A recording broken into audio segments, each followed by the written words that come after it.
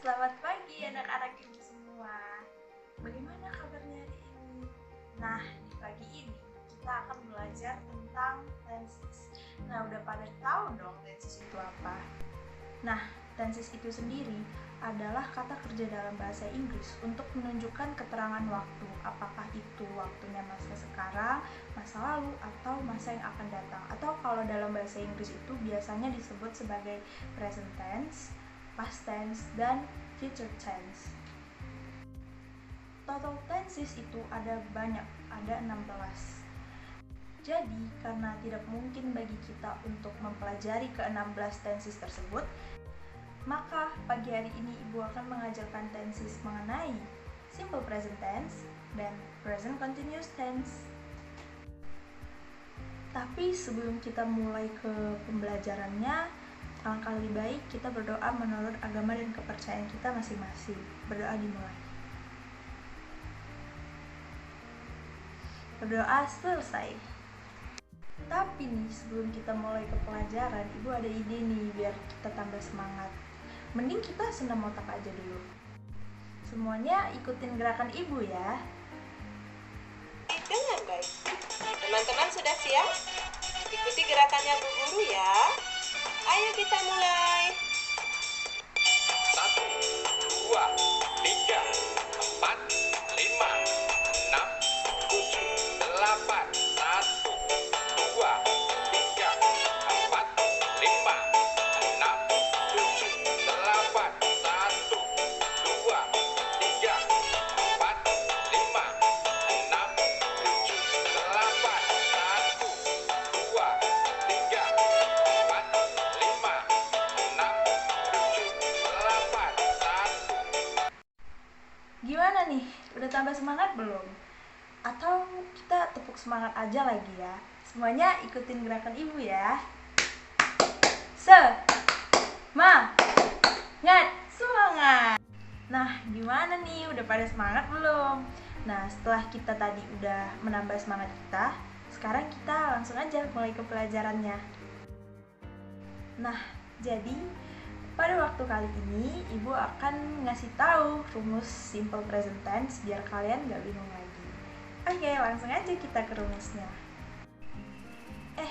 Tapi tunggu dulu dong. Sebelum kita ke rumusnya, kita harus tahu simple present tense itu digunakan kapan aja nih. Jadi, simple present tense itu kita gunakan untuk menjelaskan sesuatu yang kita udah lakukan berulang-ulang, sering, ataupun kita bisa gunakan untuk menjelaskan suatu kebenaran umum. Ya, pokoknya kegiatan yang udah kita sering lakukan sehari-hari lah.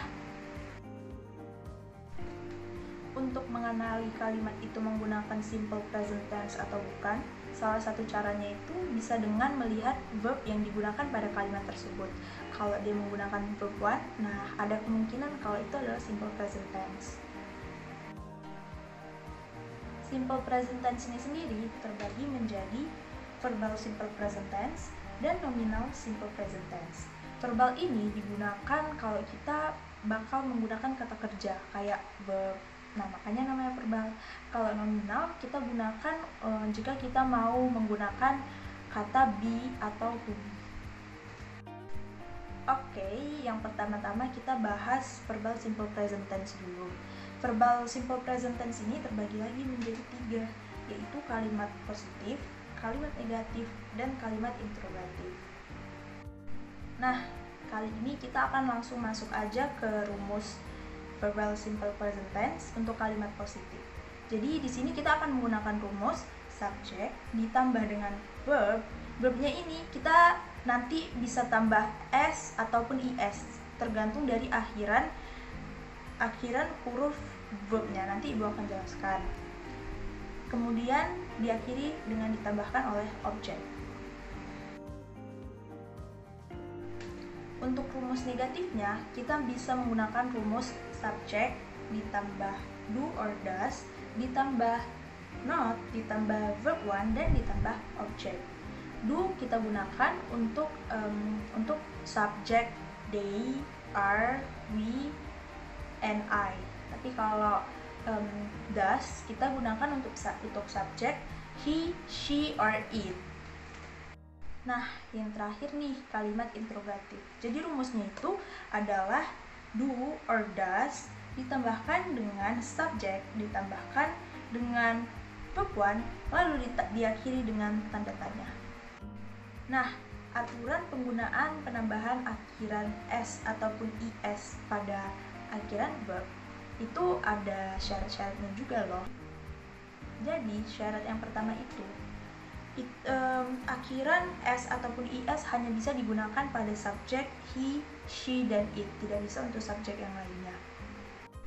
Contohnya, untuk kata kerja yang berakhiran huruf y dan huruf sebelum huruf y itu adalah huruf vokal. Contohnya kayak say menjadi says, pray menjadi prays. Contoh kalimatnya gini nih, Mira says that everything is going to be alright. Lalu untuk akhiran es itu hanya bisa digunakan jika akhiran huruf verbnya adalah berakhiran dengan huruf o, ch, sh, x maupun z, maka kita bisa menggunakan akhiran es. Contoh verbnya tuh kayak go menjadi goes, fix menjadi fixes, watch menjadi watches, kayak she goes to school at 7 a.m. every morning. Nah, tapi ada tambahan nih dikit lagi. Tadi kan kita udah mengetahui cara penggunaan verb yang ditambahkan s dan is. Tapi ada satu lagi nih yang ditambah dengan ies. Contohnya itu kayak study menjadi studies. Nah, kita baru bisa menambahkan kata ies kalau akhiran verbnya itu diakhiri dengan huruf y dan huruf sebelum y adalah huruf konsonan. Contohnya itu kayak study kan huruf terakhirnya y dan huruf sebelum y-nya huruf konsonan, yaitu huruf d. Untuk contoh-contoh penggunaan kalimat verbal simple present tense itu mudah sekali. Kita bisa membuat kalimat dengan mempergunakan aktivitas ataupun kebiasaan yang kita lakukan sehari-hari. Misalnya seperti I clean my room every morning, I go to school at 7 a.m. or my friends lives in Medan since he was born. Nah, mudah sekali bukan? Oke, ini udah selesai nih ngebahas verbal simple present tense. Selanjutnya, kita langsung aja masuk ke topik nominal simple present tense. Contoh kalimat positifnya, my mother is a teacher. Contoh kalimat negatifnya, they are not from the same class. Dan contoh kalimat interrogatifnya, are you a student? Nah, jadi pembahasan kita mengenai simple present tense kali ini udah selesai. Gampang banget bukan? Pokoknya simple present tense itu bisa kita gunakan untuk menjelaskan kegiatan atau aktivitas yang memang sering kita lakukan sehari-hari dan berulang-ulang. Selanjutnya kita akan masuk ke topik baru, yaitu present continuous tense. Nah, tapi sebelum kita masuk ke inti topik pembahasan tentang present continuous tense, kita harus tahu dulu nih, present continuous tense ini tenses apa sih? Kapan kita menggunakannya?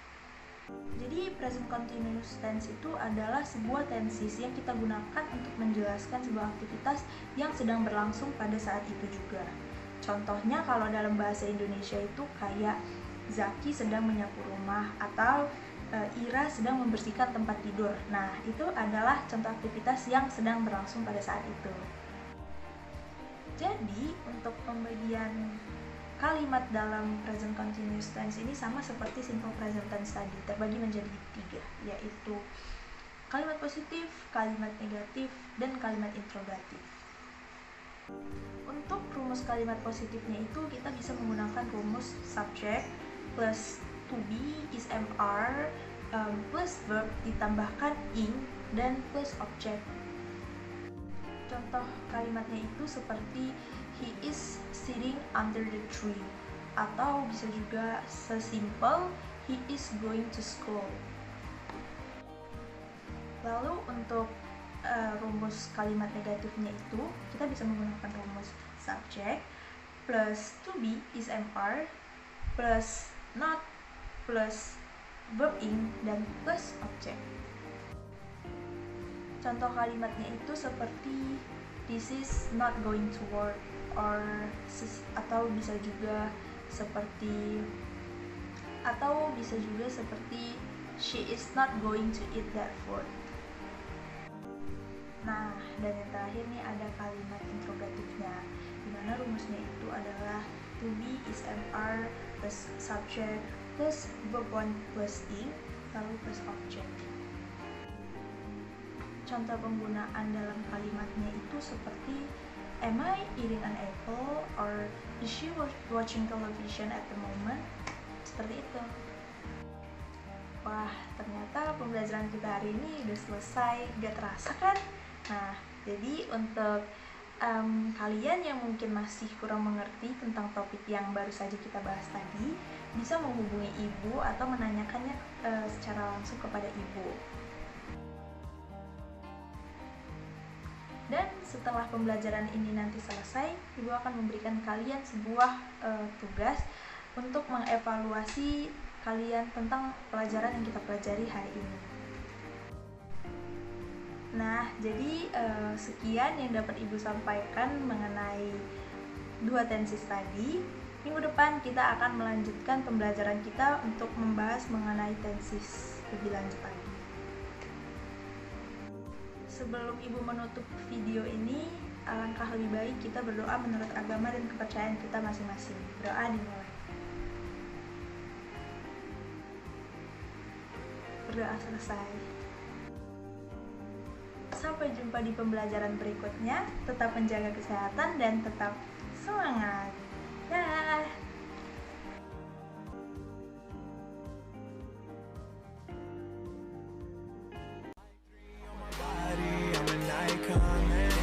About a 10, I should fuck her in a Benz.